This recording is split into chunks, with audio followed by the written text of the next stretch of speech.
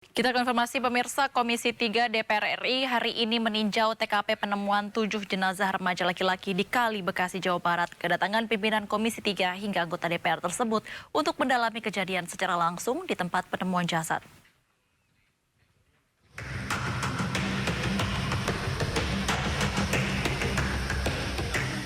Rombongan Komisi 3 DPR RI Selasa siang meninjau Kali Bekasi di belakang perumahan Pondok Gede Permai, Jati Asih, Jawa Barat, yang menjadi lokasi penemuan 7 jenazah remaja laki-laki. Jajaran Komisi 3 DPR yang hadir di antaranya Wakil Ketua Komisi 3 Habibur Rahman, anggota Komisi 3 Arteria Dahlan, Nazarudin Dekgam, Habib Abu Bakar Al-Habsyi, Iwayan Sudirta, hingga Heru Widodo. Rombongan Komisi 3 DPR didampingi Kapolres Metro Bekasi Kota, Kombes Dani Hamdani. Peninjauan oleh Komisi 3 DPR untuk lebih mengetahui kejadian di balik penemuan 7 jenazah remaja laki-laki di aliran Kali Bekasi pada Minggu pagi lalu. 7 korban tenggelam sebelumnya diduga hendak tawuran dan melompat ke aliran kali untuk menghindari patroli polisi. Memang faktualnya ada aparat yang sedang menjalankan fungsi kepolisian. Nah, ada fakta lagi akibat adanya fungsi kepolisian tersebut, ya. Ada orang yang lari, dengan larinya orang tersebut, ya, sehari kemudian diketemukan sebagai mayat dan jumlahnya ada 7. Pelaksanaan tugas kepolisian, kami melakukan tugas-tugas preemptif bagaimana memberikan himbauan kepada masyarakat, kepada anak-anak usia belasan sehingga tidak lagi terjadi tawuran. Kami juga melakukan upaya-upaya preventif juga. Selain itu kami melakukan penegakan hukum terhadap tadi ada senjata tajam, ada tindak pidana yang terjadi karena permasalahan ini, kemudian kita proses secara hukum sampai ke pengadilan. Sebelumnya polisi mengamankan 22 remaja anggota geng motor yang hendak melakukan aksi tawuran menggunakan senjata tajam. Menurut polisi, 7 jenazah yang ditemukan di aliran Kali Bekasi tergabung dalam kelompok geng motor yang sama dan hendak tawuran pada Sabtu dini hari sekitar pukul 3 waktu Indonesia Barat. Mereka lalu melarikan diri saat kedatangan tim patroli perintis Polres Metro Bekasi Kota. Tim Liputan iNews melaporkan. Kita ke informasi lainnya pemirsa, usai pengundian dan penetapan nomor urut ketiga pasangan calon gubernur dan wakil gubernur Jakarta hari ini menghadiri acara deklarasi damai di kawasan Kota Tua.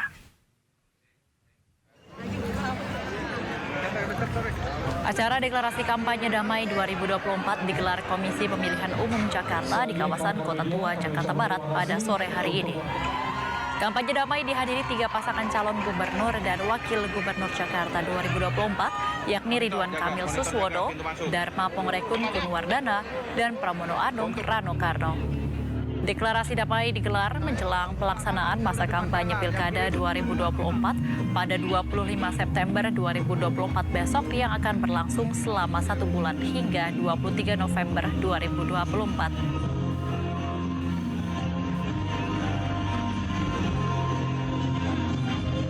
Calon Gubernur Jakarta nomor urut 1 Ridwan Kamil menargetkan menang 1 putaran dalam Pilgub Jakarta 2024. Pihaknya pun terus melakukan survei secara internal untuk mengetahui kelebihan dan kekurangan dalam merebut suara warga Jakarta. Survei itu bukan semata-mata hanya sekadar prosentasenya. Kalau saya, survei internal tidak kami umumkan, tapi mirip-mirip. Lebih kepada kita lemah di mana dan kuat di mana.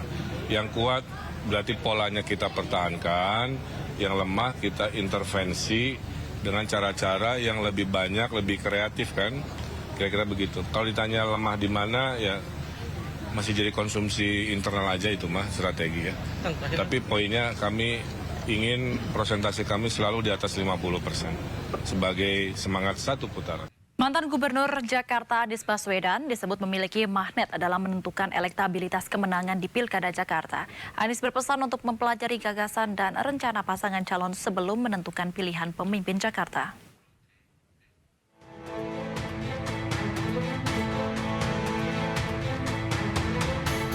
Mantan Gubernur Jakarta Anies Baswedan dianggap memiliki magnet besar dalam menentukan peta elektabilitas dan peluang kemenangan di Pilkada Jakarta. Pengaruh politik Anies disebut masih ada terutama di kalangan pendukung Anies Baswedan yang disebut anak abah.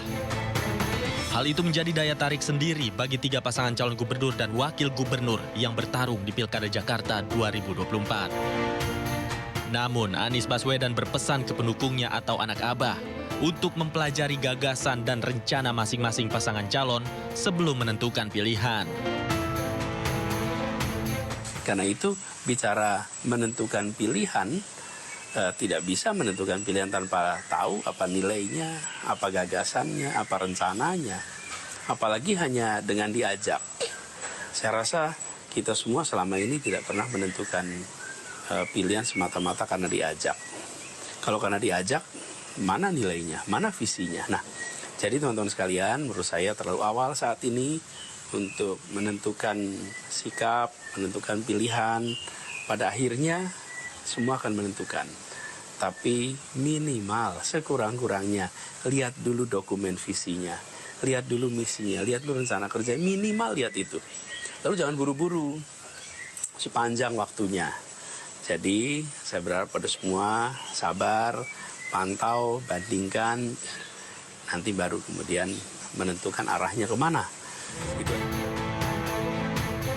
Masing-masing pasangan calon telah mengundi dan mendapatkan nomor urut dari KPU Jakarta.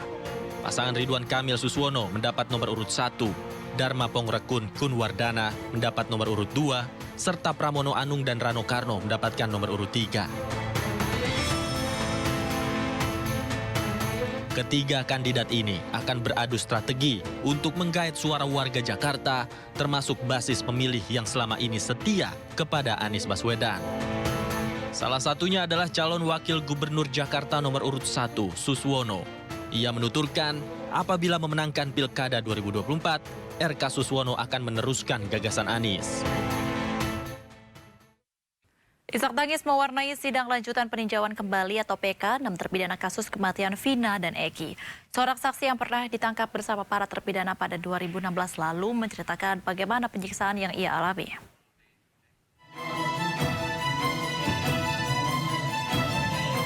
Dalam sidang lanjutan peninjauan kembali atau PK 6 terpidana kasus kematian Vina dan Eki pada Rabu lalu, sejumlah saksi dihadirkan.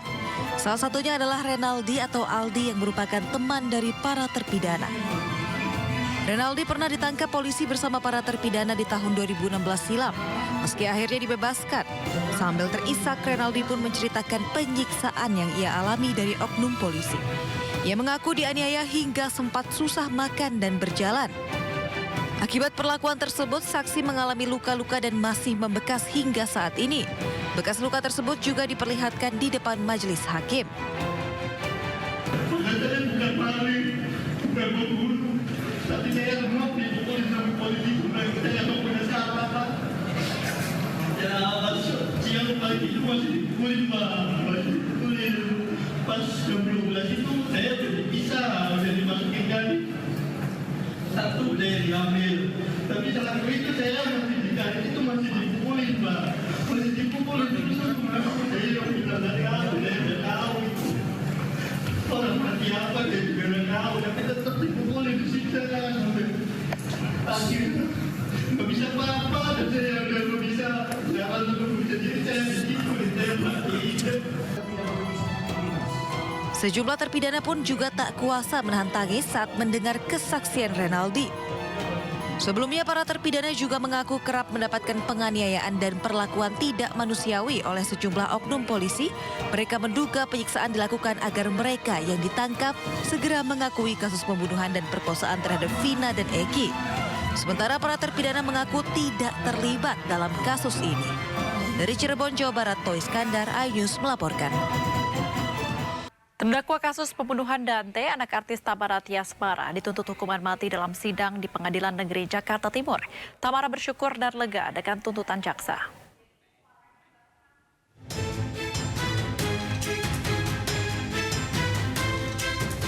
Sidang kasus kematian Dante, bocah 6 tahun yang melibatkan terdakwa Yuda Arfandi, kembali digelar di Pengadilan Negeri Jakarta Timur Senin siang.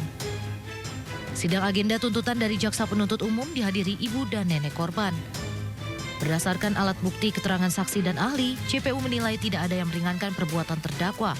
Terlebih, terdakwa Yuda Arfandi melakukan pembunuhan berencana sesuai pasal 340 KUHP. atas perbuatan menghilangkan nyawa korban dengan menenggelamkan kepala korban sebanyak 12 kali di kolam renang, JPU menuntut pidana mati. Tamara Tiasmara, ibu korban, menyambut baik tuntutan hukuman mati tersebut. Ia pun bersyukur dan lega karena tuntutan hukuman setimpal. Sekarang sih tinggal nunggu keputusan dari hakim aja ya. Kan jaksa penuntut umum sudah bekerja keras untuk ini semua. Makasih banget, tinggal tunggu keputusan hakim. Semoga aja hasilnya tetap sama dan sesuai. Sudah setimpal banget ya dengar itu semua. Makanya aku bersyukur banget walaupun tadi nggak bisa hadir ya dalam ruang sidang. Tapi kan pas dengar tuntutannya itu kayaknya lega gitu ya, sedikit lega gitu. Rencananya sidang akan kembali digelar 7 Oktober 2024 dengan agenda pembelaan terdakwa. Gempa bumi magnitudo 6,1 di Provinsi Gorontalo dini hari tadi dirasakan cukup keras. Sejumlah bangunan retak akibat guncangan gempa. Sejumlah bangunan di kota Gorontalo rusak usai gempa bumi magnitudo 6,1 dini hari tadi. Suara gemuruh dan guncangan cukup keras terekam CCTV rumah warga. Akibat gempa sejumlah bangunan retak, salah satunya tembok masjid. Gempa magnitudo 6,1 terjadi sekitar pukul 2.51 dini hari tadi. Pusat gempa berada di laut berjarak 77 km arah barat daya Gorontalo dengan kedalaman 132 km. Meski tergolong gempa dalam, gempa akibat aktivitas lempeng Sulawesi Utara itu terasa cukup keras. Bahkan dirasakan hingga kota Mabagu dan Bolang, Mongondo Selatan. BPBD setempat masih mendata kerusakan bangunan.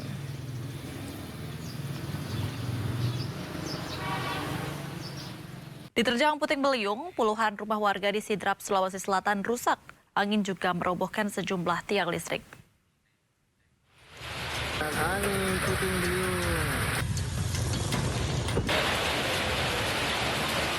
Angin puting beliung ini tiba-tiba muncul menerjang puluhan rumah warga di Kabupaten Sidrap, Sulawesi Selatan.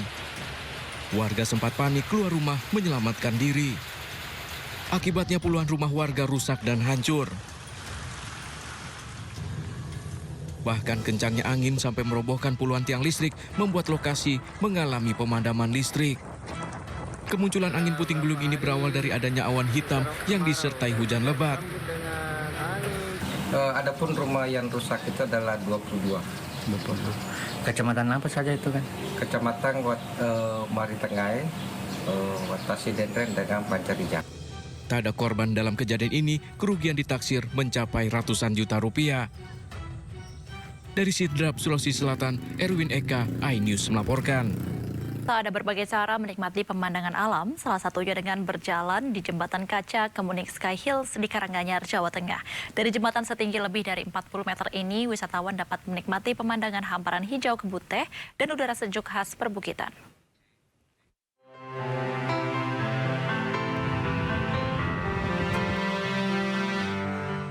Indah ya pemirsa. Inilah destinasi wisata Kemuning Sky Hills yang berada di dataran tinggi Kemuning, Kabupaten Karanganyar, Jawa Tengah. Di ketinggian 1.500 mdpl, wisatawan disajikan pemandangan indah, hamparan hijau kebun teh, dan juga Gunung Lawu. Di tempat ini, terdapat banyak lokasi wisata yang wajib untuk dikunjungi. Salah satu wahana yang menarik wisatawan adalah Jembatan Kaca, setinggi lebih dari 40 meter dengan panjang 125 meter berada di atas kebun teh. Pengunjung diajak untuk merasakan sensasi berjalan di atas kaca yang dapat melihat ke bawah yang tentunya dapat memacu adrenalin. Meski lantai jembatan terbuat dari kaca, namun wahana ini dijamin keamanannya. Pemandangannya keren banget Mas di sini. Di sini kita bisa melihat hamparan kebun teh yang luas dari ketinggian. Selain itu juga bisa melihat pemandangan Gunung Lawu. Untuk masuk ke kawasan wisata, pengunjung membayar tiket Rp10.000. Sedangkan untuk mencoba wahana Jembatan Kaca, pengunjung membayar Rp30.000. Puas bersanteria, wisatawan bisa bersantai dan menikmati minuman dan makanan yang dijajakan di lokasi, sembari menikmati pemandangan dan udara yang sejuk. Selain itu, wisatawan juga dapat melihat para layang yang terbang melintasi jembatan. Dari Karanganyar, Jawa Tengah, Wisnu Wardana, iNews melaporkan. Bagi Anda pecinta wisata olahraga yang menguji adrenalin, di lereng Gunung Merbabu, Boyolali, Jawa Tengah, saat ini ada spot para layang. Pengunjung atau atlet bisa menikmati keindahan alam di lereng gunung dari ketinggian 1.600 mdpl.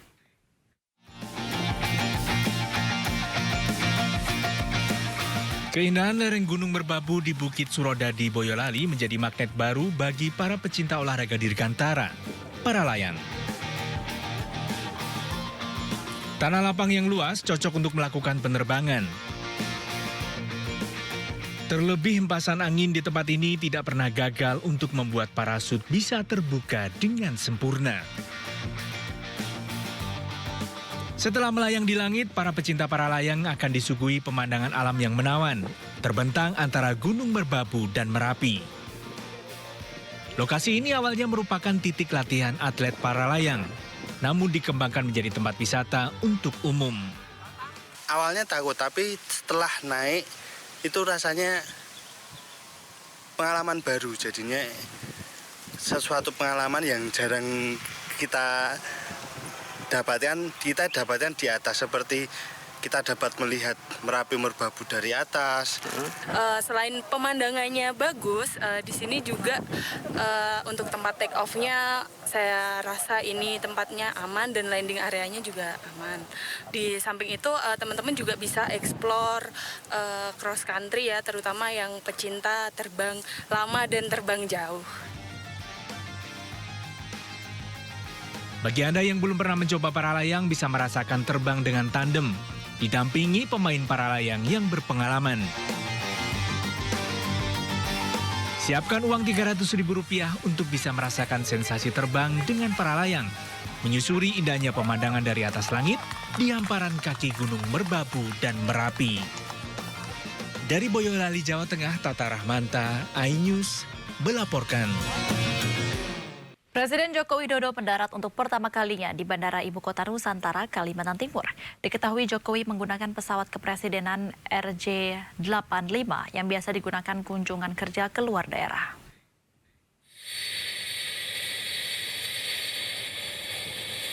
Pesawat kepresidenan yang ditumpangi Jokowi mendarat perdana dengan mulus di Bandara IKN Kalimantan Timur pukul 16:12 waktu Indonesia Tengah. Pendaratan ini menggunakan pesawat kepresidenan jenis RJ85 yang lepas landas dari Pontianak, Kalimantan Barat. Jokowi bersyukur pendaratan perdana di Bandara IKN berjalan baik. Jokowi disambut Menhub Budi Karya Sumadi dan Wakil Kepala IKN Raja Juli Antoni dan sejumlah pejabat lain.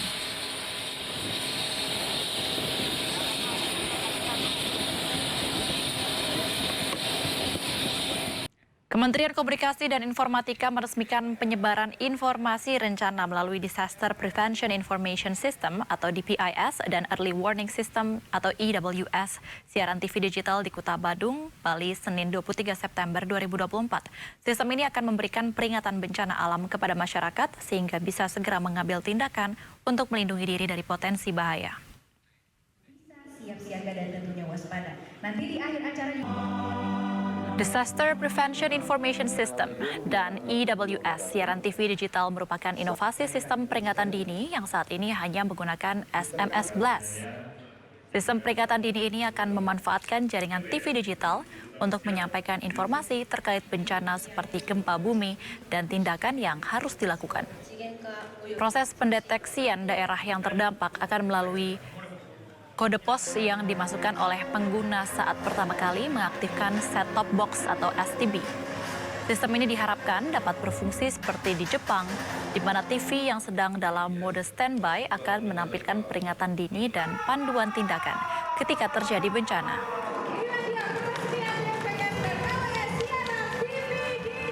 Jadi gini, ini kan early warning system ditanyai adalah bagian dari bagaimana mitigasi bencana supaya korban masyarakat bisa diminimalisir serendah mungkin. Jadi early warning system tadi di sana sudah seluruh Indonesia, sudah seluruh Indonesia. Pemberitahuan itu juga kalau ada bencana di suatu tempat lokasi terdampak akan segera diberitahu dengan sistem dari alam. Iya Pak, sama SMS Plus? Iya, TV dan SMS Plus.